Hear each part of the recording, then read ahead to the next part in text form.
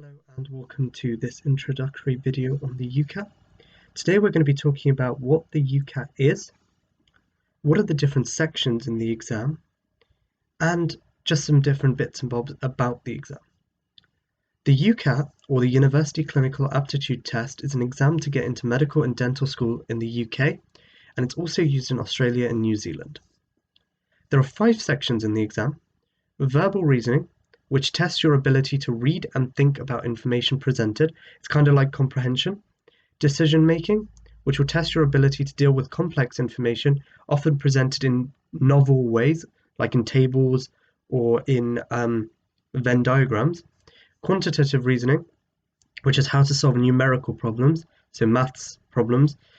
Abstract reasoning, which is how to identify patterns in different shapes. And the SJT, which is how you would act in different clinical situations.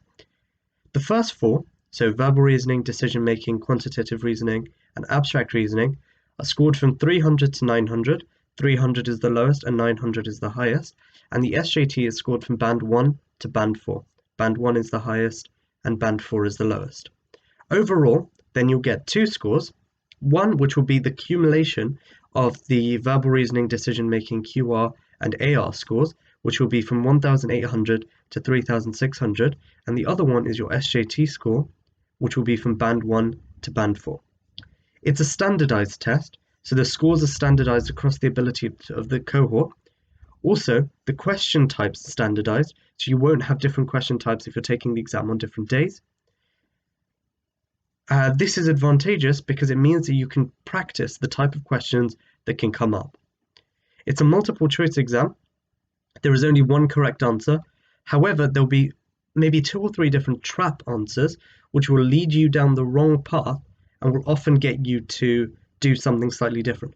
And so I'll talk about this later, but my advice would be don't look at the answers when you're making a decision. It's a computer-based exam, so when you're practicing, use a computer.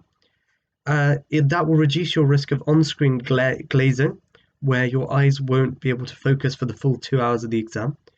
You'll also need to learn the keyboard shortcuts, which will be in the description of the video. And in the exam, you'll be given a whiteboard notebook to work things out. Verbal reasoning, I'll talk about each of the different sections later on in other videos, but that's just kind of an overview of what the UCAT is.